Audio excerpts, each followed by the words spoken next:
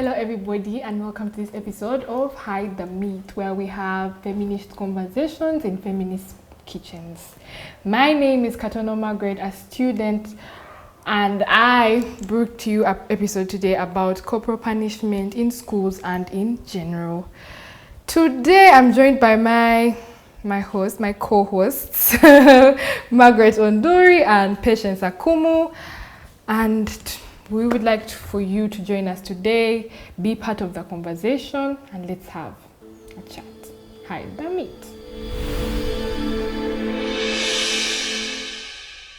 You'd like to introduce yourselves to the people, tell us what you think corporal punishment is, and a little bit about what you're going to tell us today. Thank you, Maggie. Hi everyone, my name is Margaret Onduri. I'm glad to be part of this episode of Hide the Meat. As I said before, I'm a retired person, and but not yet tired. I'm still very present and very energetic. This part of Hide the Meat today, we are going to discuss we are talking about corporal punishment. I grew up in with a teacher, and then beating was sanctioned officially. So beating was very okay. And I lived with my father, and later on I'll tell you what actually that kind of treatment, how it affected me, how it affected my life up to this day. And actually, when I got my own children, I decided I will never beat them. And here we are today. Thank you for joining this conversation. All right, we'd like to hear the reasoning behind that in just a bit. But Auntie Pesh, let us know, what are you going to talk about today and what corporal punishment means to you? Thank you, Maggie. My name is Patience Akumu. I'm a lawyer, I'm a writer, I am a proud African feminist. And my mother likes to say that I was born defiant. I questioned why children were being asked, why we as children, we were being asked to use plastic plates while the adults are using fine melamine, evikombe, the nice ones, and they are serving us in plastic. And I'm a questioner. For corporal punishment in particular, it just baffles me how terribly we treat the children in our societies, how they are at the very bottom of this hierarchical, this patriarchal society of ours, and they live in fear, they scamper for their lives because we have normalized beating them at home and at school. So I am very excited to delve into this conversation. Thank you so much. And now, let's get into the nitty-gritty. Would you like to tell us a little bit more about your upbringing and how corporal punishment affected you and the reasoning behind the decision not to put hands on your children? That's a slang term for corporal punishment, putting hands. Thank you, Maggie. Yeah, I grew up with a father. My father is present. He's still alive today. He's a very old, sweet man. He's one of the best few good men around. He's a retired teacher. But once a teacher, I think always a teacher. Even when we're home, my father acted like we're at school, I think. For everything you do wrong, there's no talking. There was no conversation like asking, what happened? What happened to you? What were you doing in this case? They would beat you for everything. Mild or, a small mistake or a big mistake did not matter. So you always had to watch out. Maybe in a way, it made me this straight person that I never sway. I know if this is the route, this is what I must take. Because short of that, I am going to be beaten. And a small problem is going to cost me a beating. So it made me this straight person, and yet it kind of makes you timid. Even socializing, you wonder. it happened that one time there was even a song that I had to change just because I feared my father would beat me if he had me talking about singing a song like, oh, Simon Peter, do you really love me? When I was in my father's presence at home, I changed that song. I said, oh, Simon Peter, do you really know me? This is just a song. But because of my father's heavy hand, I feared to...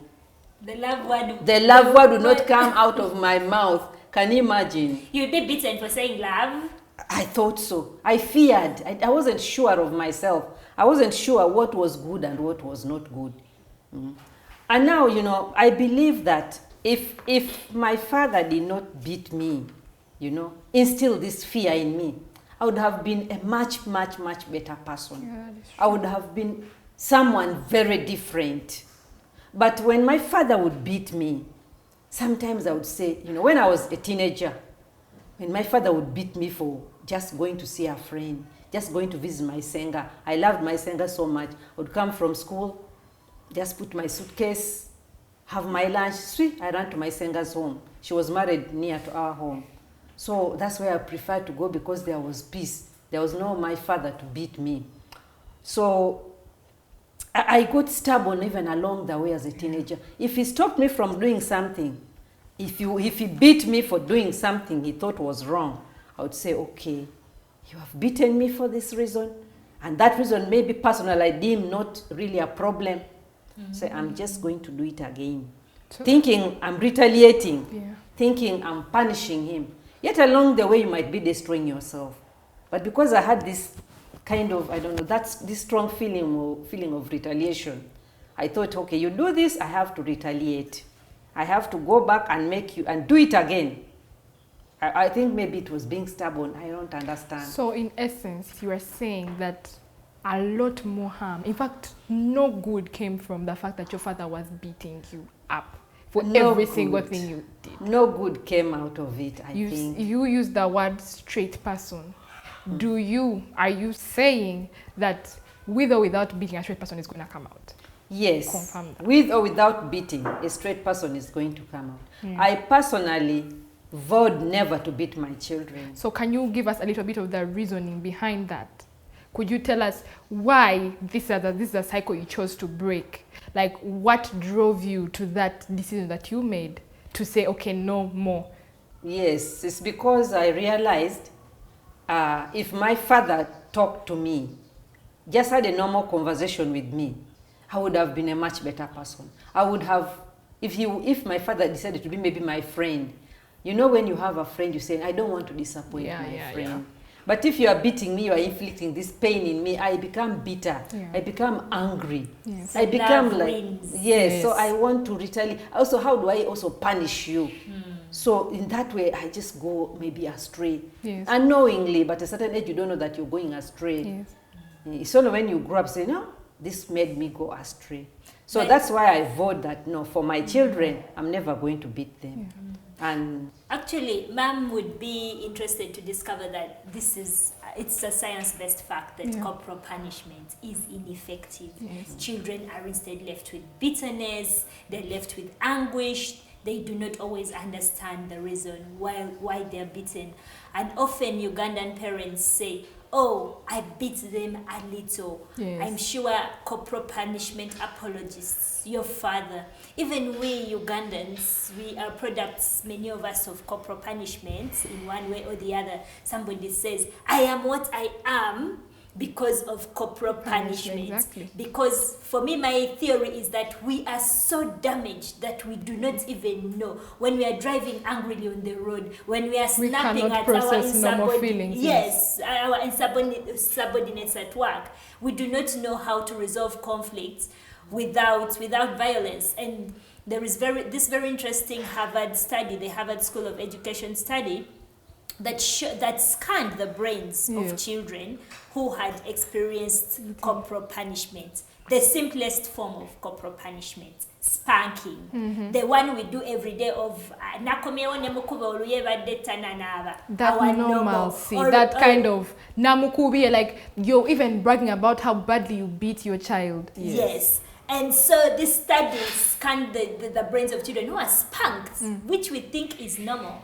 And the way these children's brains develop and react is different from that of children who are not spanked. And these children react in the same way children who have experienced extreme maltreatment, like such as sexual harassment, very torture, bad physical violence.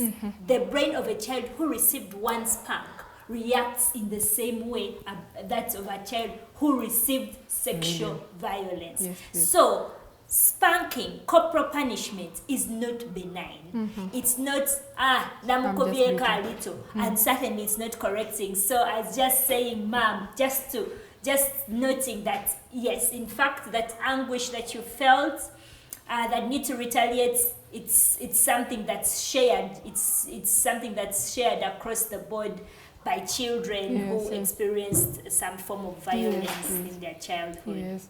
So, that being said, do you think the decision to outlaw corporal punishment, even with the most impossible kids, do you think that was a good decision?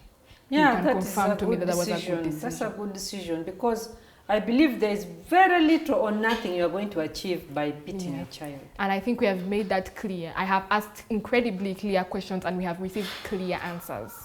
Now, I'll give you a bit of an experience of mine. I grew up in the Ugandan school system just like everybody else. Maybe a few privileged ones didn't, but I did. And in my primary schools, unfortunately, corporal punishment was a thing. A big thing. And I remember getting caned maybe like 4 times in a school before. I had like 4 schools in my life. And I remember getting caned in each one of them. And I don't know, like, it wasn't nice. And the thing is that it wasn't nice, but it was so normalized. Like, this is the problem that we have as a society today. The normalcy. 36% of serial killers have experienced that kind of treatment. Now, before you say, the serial killer in Uganda, your kid is the #1 killer of rats in the village, you think that's normal? Your kid strangles dogs for fun. Your kid strangles cats for fun. Is that normal? Every time a cat enters a compound, the cat is dead. Why do you think that is so? Your kid goes to school, the #1 aggressor of other kids. You think that is normal? And of course, when you beat, you're degrading. You don't just beat when you're silent. You beat when you're talking to the child. You're reinforcing these things in their head. Yeah. You go to school, they're telling you, your kid is beating for you. You're like, how is that possible? It's your fault. Why are you putting hands on your child? Look up the studies. I used to be obsessed with serial killers, by the way. I used to read about them, everything. And most of them that I looked at, and quote me right, almost all experienced physical violence. Not only, but including physical violence. You understand? So it is a terrible, terrible thing. And it is also, let's say, gender-based in a sense that boys get more beatings than girls. That is true. Boys will get beaten worse because they are seen as harder, and of course they will take it even more. And I know people who have experienced it. I said, man, in my hostel, when I was in my previous secondary school, in my hostel, they would beat people until they are swollen. How are you comfortable and calling it discipline, beating someone's child that you didn't even contribute a shilling to? Why are you beating someone's child? But to discipline them, spare the rod, spoil the child. Is that your kid? Look at yourself. Where to do them? Like, look at yourself in the mirror. You're putting hands on a child that's not yours. How?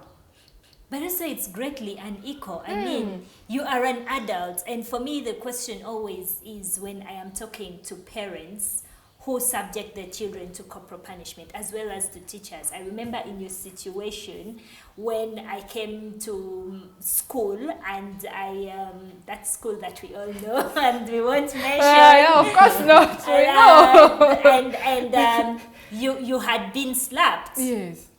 And they found you with boys. a boy. And the boys were talking to me, and they found me. And first of all, the complaint had been about my uniform. Apparently, my shorts were too short. I changed them. I get skirt-like shorts that reached my ankles.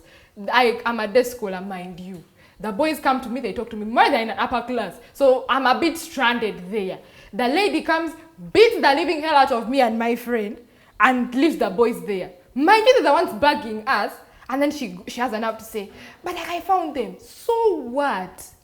And when I asked her, she said the girls were enticing. Can you imagine? Boys. These are young children, kids. And you are already placing the girls in a situation where they look like Jezebel, who enticed the boys. Mind you, I was about, 14 years at this point? These boys are like 17. Do you see that? I'm the child in this situation. Are you insane? But that's what I'm talking about. You find it so normal. It was banned. And the fear she had in her body when we're talking about things like the constitution and everything, you're scared now. When you're doing it, you did it with so much impunity. How? You know? That before we even say that, let me give you the textbook definition of it is inflicting pain as a form of punishment. You understand? It is causing pain because you think that's going to help. That's not going to help at all.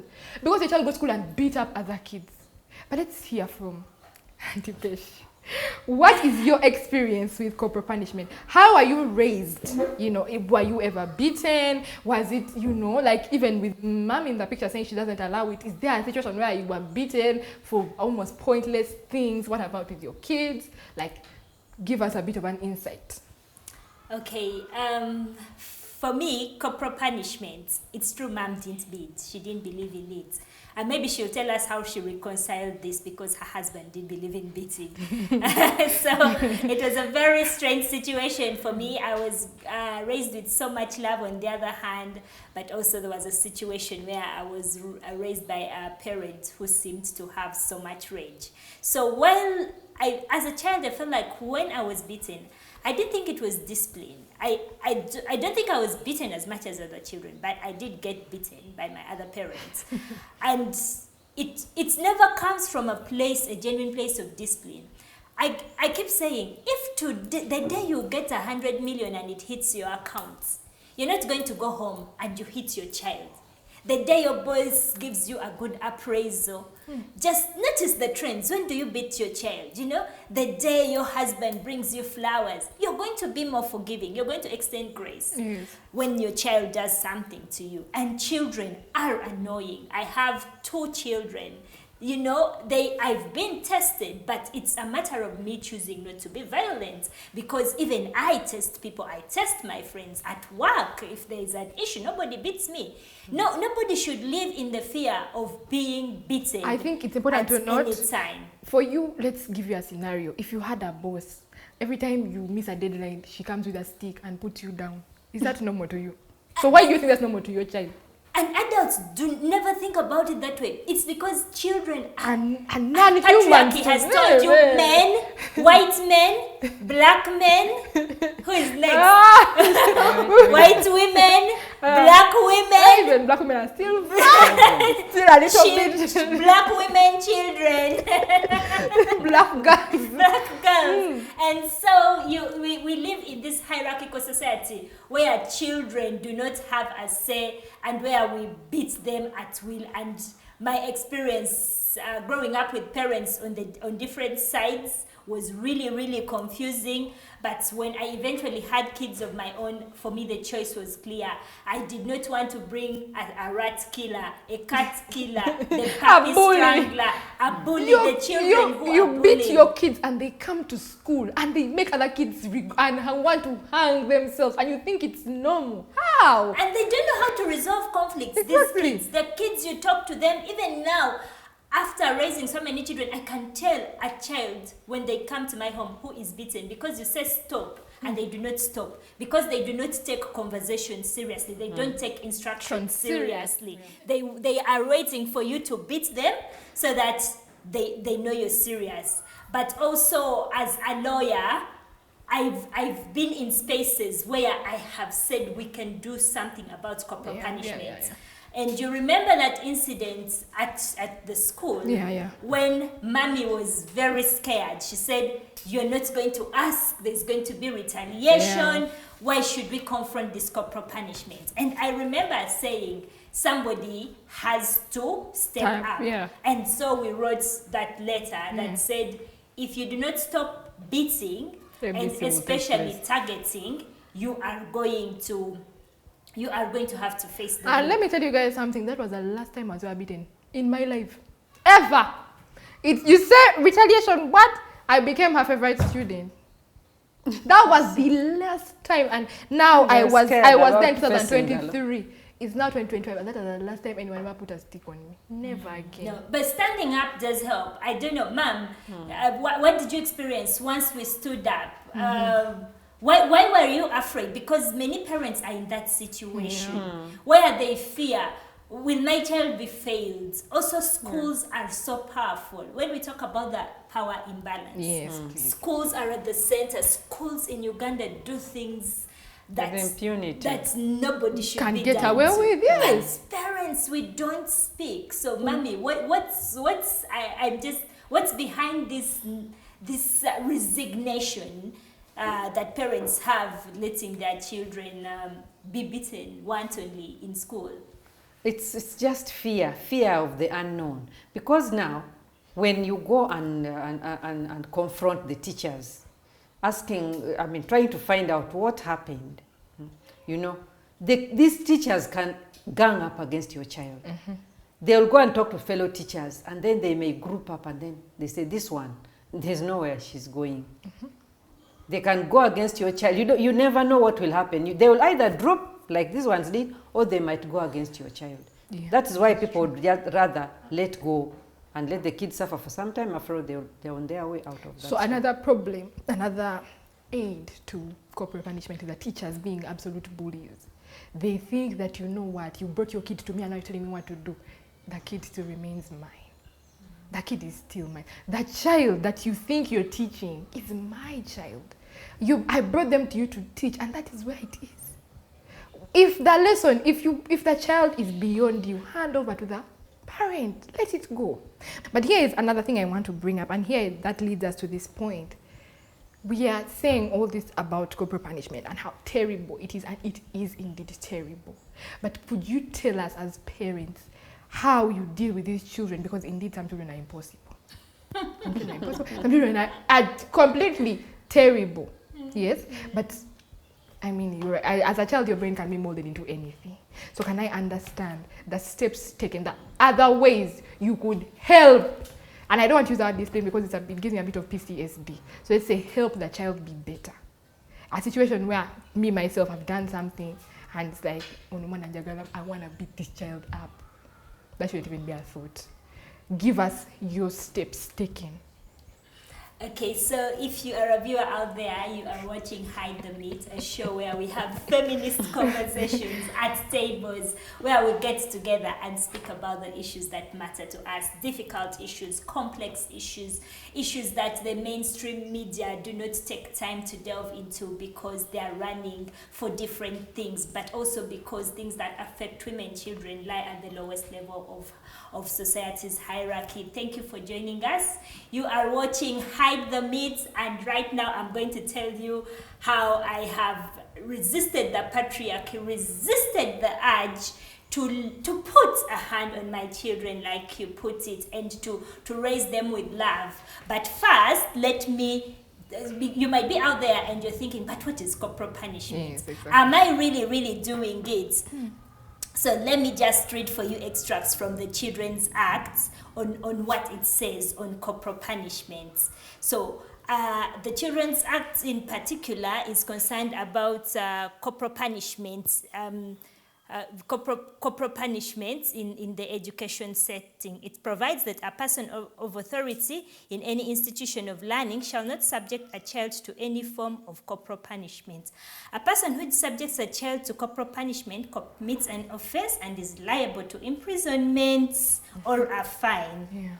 Under the Children's Act, corporal punishment means any punishment in which physical, like you said, physical force is intentionally used to cause pain or injury to a child. The Children's Act goes on to include under corporal punishment that humiliates or ridicules a child. So, you might be there saying, spare the rod and spoil the child. My Bible tells me that I should beat the child. But you will know that you are governed by the laws of the country, and your Bible is not the law, and your Bible cannot save you from the law if you're found in a situation where you are administering corporal punishments. Further to note that the Ugandan courts have outlawed corporal punishments, and the specific decision that we are talking about is where they were discussing corporal punishments for a person who has been in prison. And there was a time, Mommy, I remember as a child, you would go to the police station and they're caning someone in public. It was treating your child the way they treat a criminal. Yes. Not that down. Exactly. Treating your child like they're a thief and they're going to do zero. That's exactly what caning is. You do. What Some you're people would doing. even take their children to the police to be caned, because the police was the chief administrator of corporal punishment. Exactly. And the court's coming to say, no, corporal punishment is torture, inhuman, degrading treatment as laid down under the Constitution. But also to note that the Constitution says that everybody will be treated equally and fairly, whether you're a child, So for you to think that your child deserves to be beaten like a criminal and deserves whatever you met at them, deserves your rage because your boss was mad at you, deserves that's also emotional ridicule and emotionally draining and targeting the kid. For you to think that is okay is not only illegal, is not only an abuse of their rights and morally repugnant, but it's also not helpful because you make the kid worse. You frustrate yourself. I don't think any parent beats the child and goes and says, oh, it was nice beating. You will feel the rage because punishing, beating children comes from a terrible, terrible place. And for me, an important instrument of breaking the patriarchy is stop beating your children. Stop subjecting them to this inhuman, degrading treatment. Stop humiliating them. Listen to them. Speak to them. Have I had difficult children? Children are inherently difficult. Even the sweetest children will test you. Even the sweetest nieces will test you. But I have created a situation where we talk, where we negotiate, where I tell you to take time out, which people think is a foreign construct, and other kids he is terrified. Yes, it actually was. Terrified. Jesus. You remember when we went to the village one Christmas and they punished Noel and he did something and we told him to take time out. And all the kids kept looking at him and saying, why are you crying? And he's in the corner saying, they've told me to sit here and think of what I did. And he's saying, but you can just get up and go. The kids couldn't understand time out as a punishment because it was different. But you see a child who is taking time to reflect and also understanding that we are not raising our kids for the moment. It's a fast capitalistic society. Order KFC, get it. Order. So parents have been primed to have this mindset of, I will fix my child now. I want this child to keep quiet. It's disturbing me. All I want is silence. I do not want to go into the root cause. You want quick gratification. It is true that sometimes you talk to the child and the child won't respond, but you will see the effects of your parenting 12 years later when your child is listening, responds, is empathetic. So as parents, we have to learn that we parent for the long term. We are raising children who have emotional needs, who for whom things are ambiguous, and just asking myself as a parent, am I holding the door? Am I opening space for my children? Am I connecting with my children? Do I want to raise children who fear me when I'm at the gate and I hoot and they run? Or do I want to raise children who want to come and sit with me and in those future? very children, in fact, when this is about a power thing, especially because you have so much power over them, but when the scales tilt a little bit, you'll be in a nursing home. That's even too expensive. You'll be in the village. I feel threatened. Actually, because it's a power thing. When your kids have power over you, and it will come, they will most definitely treat you the way you treated them. Yes. Let me tell you the truth. Let me tell you as easy as it is. And another thing I can tell you, because I am a child, I feel more scared because I don't know what my parents could do to me if I did something bad than when I know. Because I could do something and I'm just like, okay, me and I'll move on with my life. I mean, it's normal. But because the thing that scared me most, I didn't know. I don't ever know what my parents are going to do to me. So I'm just like, you know what? I won't even test that theory. So for parents out there, another thing is that get creative. I don't know. I don't want punishments to even be abusive because that's how they used to, that's even the colonial perspective. That's how they used to treat slaves in the plantation. They would whip them until their backs have marks. That is purely what was happening. Back there, we were treated like that. Sorry, the slaves were treated so badly. That is how you're treating a child you bore. And then after you go have the nerve to say, I love you. What? There is no love there when you cannot communicate with your child. So get creative. Read books. Do something. You understand? Go on. Actually, there are so many resources. Go on TikTok. Find out how to punish your kids. My biggest punishment was I hated when they took my phone. When told me, you can't. No. What do you mean I can't use? But that would invoke more tears and you just cane me and give me my phone. Do you understand? But that kind of thing. And I'm a known person now because, I mean, I was not caned at home. And my friends would be like, oh, they're not caned. No. What do you mean? But I know if I do something bad, it's like, man, my screen time will be reduced from I don't know, it was at 5. Now they're a bit lenient. But now it's at 5. Now they'll take it to 8. And that's like 8 to 9, 1 hour. Or not at all. So my advice, parents, would be get creative because it's more scary when they don't know what you will do than when they can expect your punishment. And please, when I say this, don't let your punishment border abuse. Please. Don't get extremely creative also. Yeah. Another thing I would like to ask is some parents are just like, some people are just like you. They don't believe in caning, but their husbands are like, how did you deal with that? What do you think is the way forward with that? How would you talk to your husband, to your wife, and tell them, you know what, this isn't the way? Because I'm sure here is lucky. We are on the same page. What about you? You weren't on the same page. Yeah, sure. It's a difficult situation when two of you can't agree, especially on disciplining children. The biggest problem actually I had bringing up my children is the way to discipline them, because we're different, as you said. I never believed in beating because of the experience and what beating made me, I mean, the harm it did to me. On the other side, my spouse believed in beating. Even when you lose a pen, you are supposed to be beaten. For losing a pen, this pen of 1,000 shillings.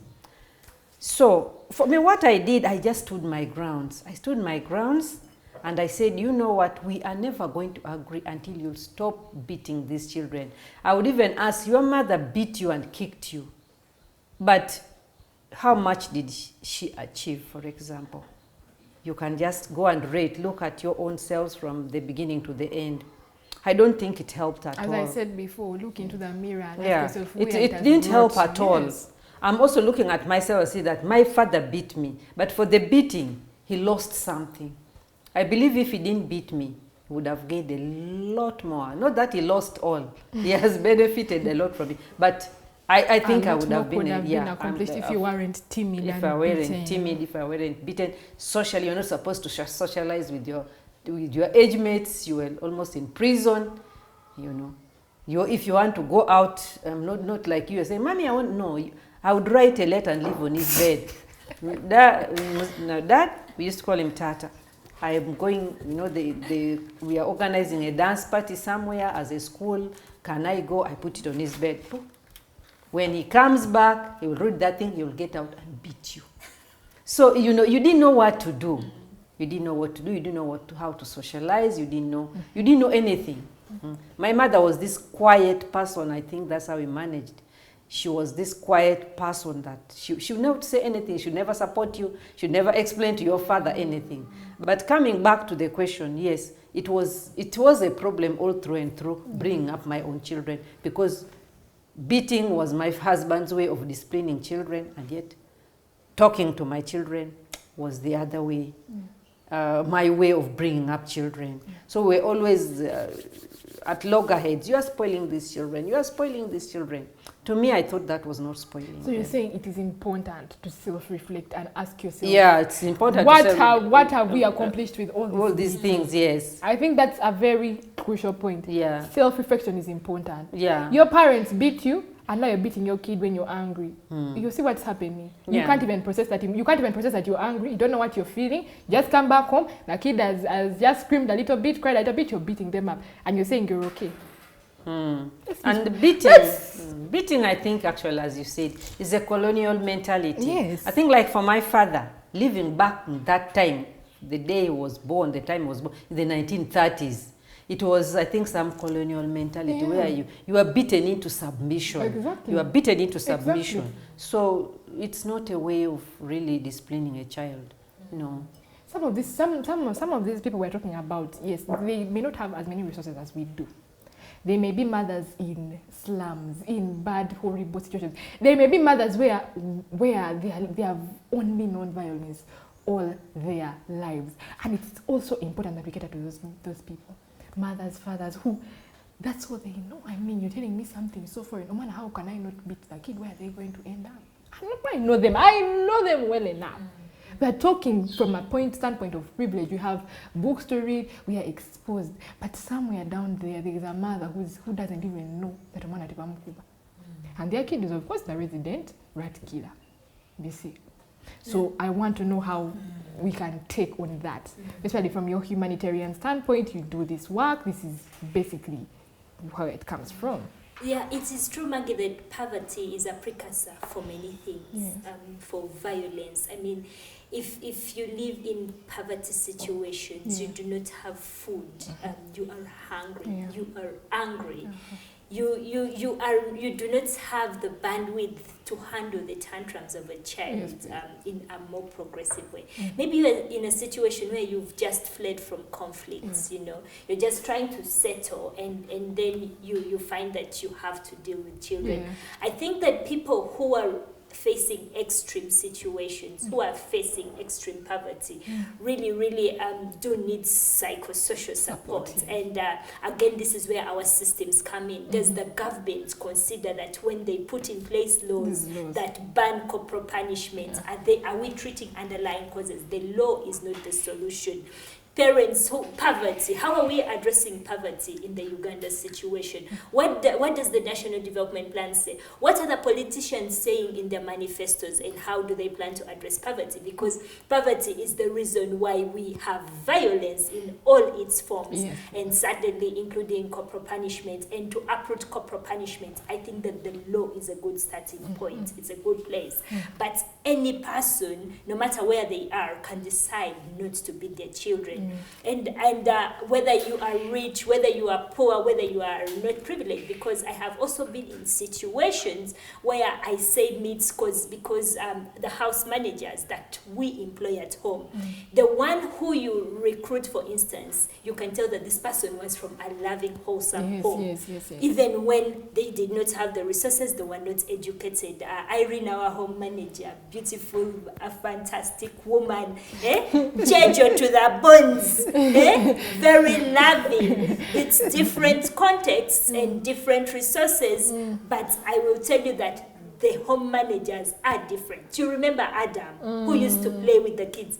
Adam did not have the same resources that we do, and he was working for us here. His father would call him every day to check on him. Adam was a loved child. So we as parents, we need to know that no matter what resources we have, we can love our children to completion. We can pour love, we can pour joy, we can pour hope into our children. Your child will not be the grumpy person in office. Your child will not be the office snitch. Your child will be the supportive one. Your child will be the one who holds hands with others. Your child will share information because they were loved. So also breaking the poverty chain actually means not beating your child. I recognize that it's a difficult position, and sometimes you speak from a point of privilege, but also breaking the chain, even when you are in a position where you do not have the same resources, means that you stop beating your child so that they can become wholesome and transform their lives, because they will be good humans. And I believe good attracts good. Yes. Yeah. Thank you so much. And as we come to our conclusion, I think this has been a productive episode, but I think it has been a bit eye-opening that while we do sit here and talk about things, we have to consider that we're not just speaking to people like us. We're speaking to people who are miles away from us. You understand? We have to look at it from their perspective. We have to provide solutions for them. And it's okay to bring up problems, and we can table this as much as we want, but without solutions, we are doing nothing. We're absolutely doing nothing. That's an important point to know. That's what I wanted to avoid the questions I asked all of them, because different positions, people are watching this and they're thinking, neighbor no bagamba, neighbor gamba. And that is the beauty of Hide the Meat, Maggie. We are open to coming to your kitchen. It does not matter if your kitchen is in a slum. It does not matter if your kitchen is outside. It does not matter what it looks like. The point is, we want to come to you. Invite us. Tell us, this is the issue I am dealing with. I need to talk. I need the sisterhood. I need some feminists in my corner. We shall come to you. We shall have conversations. We shall connect. We shall share empathy. We shall share experiences, because as women, just breaking us apart, forming silos, the poor women, the rich women. We don't know those things. Just mogela out. It does not matter. I think that every woman has something to bring to the table, and that conversations should happen everywhere, and the patriarchy should be challenged in whatever context it is. All right. Thank you so much. And now we'd like to give our closing statement, something to let the world know, and what you've learned, what you may have understood or gained from each other. Mommy? Thank you, Maggie. In conclusion, I would tell the world that beating is humiliating your child. When you beat your child, you humiliate them. So by the time you say lie down and you get a stick, do you know how that child feels? Humiliated. So let's run away from this humiliation. Let's build rapport. Let's talk to our children. What I did when I was bringing up my children, because my house was hosting very many people. At times there were 15 people in my house, 12. If we were 7, I would say we were few. So I had a big home, a very big extended family. What I would do, I would call my children to the bedroom. I say, now, Patience, come. And I lock the door. And I would talk to her, and we would agree, and we would make promises, and we try to live by our promises. I think that's how I got to this point. Thank you very much. And in my closing remark, what I can say is, as you beat your child, I know Mkuba, like, a problem has been solved in your eyes, but 99% they're still doing the same thing. You just don't know. So let's just be clear. When you beat your child, you just don't know what they are doing. They learn to most of them, they're going to do it again. They just become a bit more careful. You understand? Or she has done something, or he has done something. Whoever has done something, right? And you beat them, and then you're like, that will teach them. They are going to do it again, and I promise you that. That I can assure you, because I know they are going to do it again. That is what I'm going to tell you. Another thing is, it's okay to get help when you're parenting. It's okay, it's okay to not be the best at it. You understand? It's okay to be a bad parent. I mean, you're living life for the first time. So am I. Why do you want to put your things on me? I just got here. You understand? Get help. Look for resources. Get creative. Get creative. Learn that children are also people. In some countries, a child can't even scream without you being looked at funny. What do you mean your child is crying? They will arrest you. Your children are as much of people as you are. For everything that you say, for every insult, for every beating, it is literally absorbed, because their brains are still growing, they are molding. You tell them, look at you, stupid. That's all they will know until, and they'll only remember that their mom told them you're stupid or their dad told them you're stupid. Get help. Your child is giving you trouble. Get help. There are resources and resources and resources. Get help. Do not abuse your kids in that there's no such, whether there's no such thing as why small or why slapped her a little. Slapping is humiliating because you wouldn't want that. You know, when you think about it, for me, why I want that to be done to me? Then why are you doing it to someone else? Look in a mirror, ask yourself, my mother beat us, but none of us are successful. And I'm not even successful in terms of money, by the way. Yeah. You can't keep a husband, you can't keep a wife, you can't keep a relationship. Your kid won't, the moment you come to the house, your kid is away. They have gone to the bedroom. You come to the house, good morning, daddy, good morning, mommy. They have already run out. That's success, not in time. You can have all the money in the world, but you still have this hole in your heart because you can't process emotions. You don't know a thing. Learn. Because it's also your first time living. There's no expectation to be perfect. But at least try. Over to you. Wow. So, one of my earliest memories is actually mom coming to my room. I think I'd written a letter to a boy. I think it was some boy called Isaac. Isaac, you're breaking the patriarchy. So there was, so I think I'd written a letter to a boy called Isaac, and mommy came to the room and she sat on the bed and she's like, you're already writing letters to boys. And then she started crying and she said, I don't want you to do this. I am really hurt. Did I look at boys again?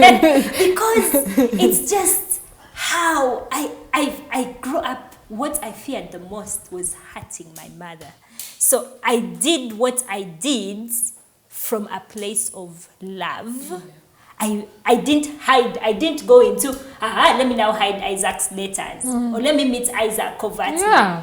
I went into, I have stopped Isaac. I cannot keep writing to you letters. It seems like my mom was really, really hurt. And this has to stop.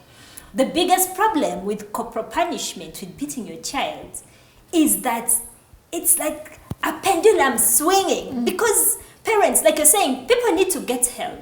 You are emotionally unstable. Stunting. You have issues. You're not going for therapy to deal with them. You're instead coming home to lash on your child. And the child does not know when the pendulum will drop. Bah! And they beat you. Ladies, gentlemen, others, imagine you are living a life where you do not know. 1 minute you're happy talking to someone. Oh, how are you today? And the next minute, oh, yeah, chai. It's not okay. Let's break the chain. Let's break these expectations. Like you're saying, it's colonial. This is not who we are. It is not African to beat your child. It is not Christian to beat your child. You know, the greatest commandment is that of love. You know, you should stop taking Christian things literally. Taking colonial texts literally. And before texts that the colonialists have since abandoned. And before you say spare the rod, spoil the child. In the Bible, it says when you still cut off your hand. I know many who have stolen and you still have your hand. Do you see that? Offices. Do you see that? The Bible has cruel punishments. No one does them. Can you see? Very loose translations, interpreted over and over again. That's what you're using. You pick and choose what you want to take. If you want to beat your kid, cut off your hand when you do something. Punish yourself the same way. Yeah, when you steal our funds, dear parents, when you do njawulo in procurement, please cut off one hand each time. If you feel like you need to spare the rod, and not spare the rod and spare the child. You are watching Hide the Meat, where we have warm conversation, where we have personal connections, where we talk about the topics that don't often see the light of day because they especially affect women. It's always a pleasure being with you. It's always a pleasure listening to you. Please send us your comments. We've been receiving your comments over time. We shall be coming to your kitchen. We shall be addressing your comments. Follow us on social media. It is Hide the Meat across all platforms. Drop us an email, especially if you want it confidential, if you want to share, just let us know how we can help you. We also have many resources. Previously you heard from our friends from the legal world, Sophie and Rose. We have very many resources that you need to know about and that you need to take advantage of, because we are about conversations at African Feminist Kitchens, but also we are about action, acting together to change the patriarchy, to address the issues that affect us in a feminist lens. Yeah. Thank you so much for joining us today. I'm Margaret, and I've had such a good time talking to them today, especially today. It's been fun for me, and I hope you can join us, hide the meat, invite us. We talk quite a bit. We talk a lot. As you can see, we talk a lot. But it can be fun, it can be interesting. This is us on Hide the Meat. Bye-bye.